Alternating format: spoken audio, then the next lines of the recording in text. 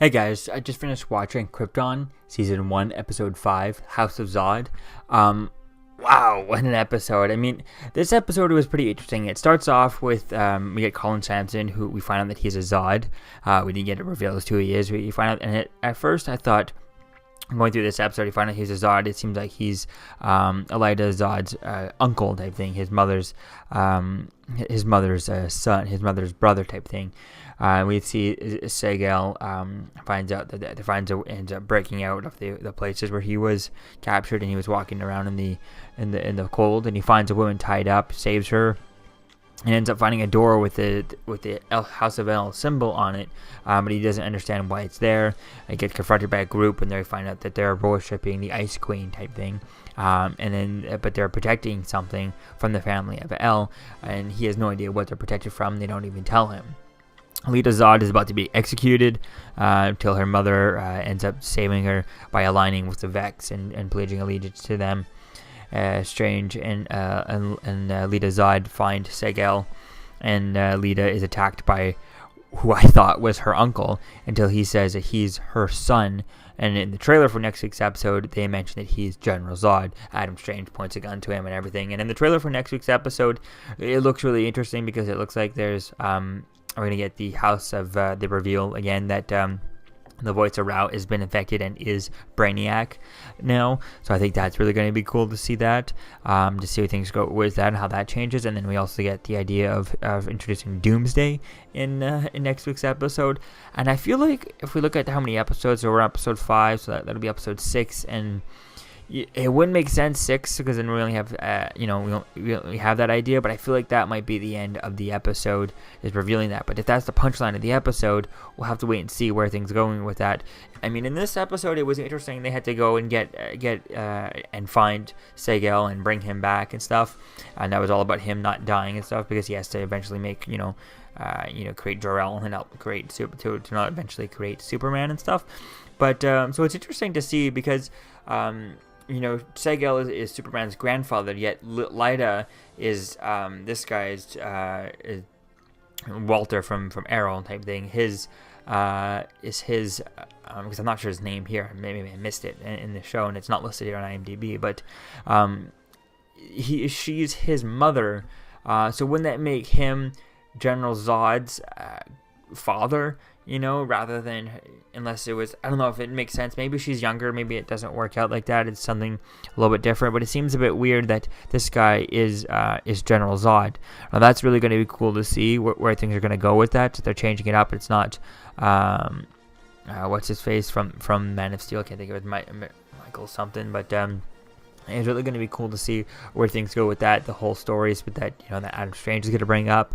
Whether or not we're going to get the Doomsday in next week's episode, that would be so awesome to see Doomsday in here. It just feels like the past few episodes we haven't been dealing with Brainiac, and in this episode there isn't much dealing with Brainiac. Like I would have liked to seen, since at the beginning of this episode when Adam Strange did mention to the bartender, which is named Kem. When he was mentioned to him, hey, I haven't heard from Seg, is something wrong with him? We need to find him, and he's like, oh, he'll be fine. It would have been more interesting if they were doing their own thing and they were already, continuing on the research of for Brainiac, and we didn't get anything from that.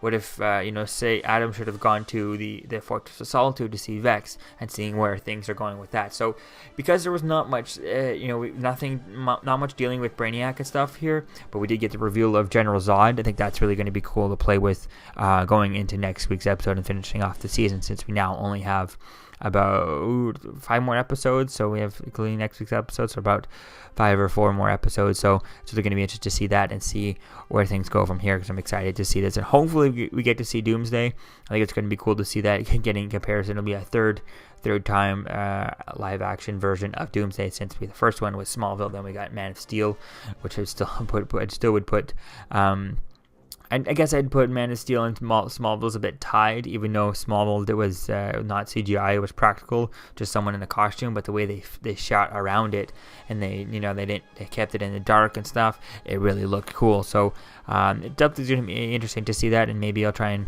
rewatched that Smallville episode. I forget which season or what episode he was in, Doomsday, whenever we saw him in full Doomsday form, because he had transformed in Smallville, whereas in in Batman v Superman, it was General Zod, Michael Shannon, who played Zod in the stuff, gets changed and stuff. So it's going to be cool to see where things go with this and how they do it in this version. And what is he going to look like? Is he going to be looking more comic book accurate? I think that would be really cool, having the shape of the head looking like more like Doomsday from the comics, and doing him full CGI and giving him everything from the little the bones across his eyes to protect his eyes and different things. Whereas the one they did on Batman v Superman, that version of Doomsday looked a lot more like the trolls from The Hobbit, from Lord of the Rings, that are stoned and stuff.